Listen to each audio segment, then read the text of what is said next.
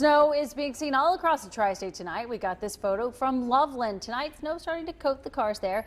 Those of you in northern Kentucky will get less than most folks north of the Ohio River from this storm, but it's already starting to cover the cars down in Florence. You can kind of make that out there. The roads look slightly covered.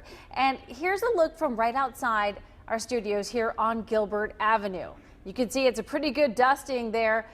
And the roads, salt trucks, they're out in force. Of course, that's all over the Tri-State. Crews watching and waiting for this first snowfall. Work crews laying out salt or brine in some of our northern counties right now as snow starts to fall there. And 9 on your side's Evan Millward is live downtown with what conditions are like right now. Evan?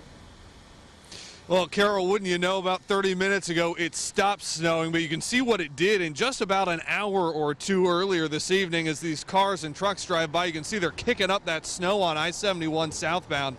That's really the issue right now, is the drifting snow, but road crews are out. One just passed right behind us. They're out.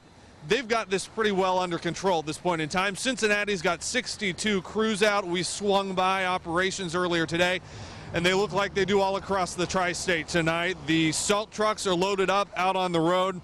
Plows are ready for the snow. Cincinnati says they've been spending the last day or two putting down that brine mix. You saw it on the road, that sort of wet looking white stuff. City Services tells me getting that brine down earlier is one thing they did different from that snow we had back in November.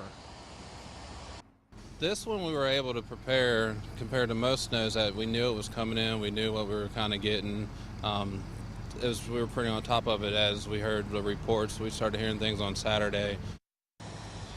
Let's look at some numbers for you. Hamilton County here's got 27 tons of salt and 36,000 gallons of brine ready for this season.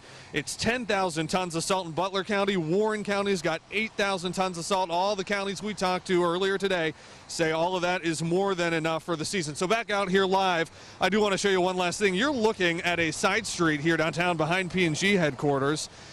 It is not well traveled, and if you take a look, even though that dusting, it stopped snowing, but this is stuck around on the ground a little bit.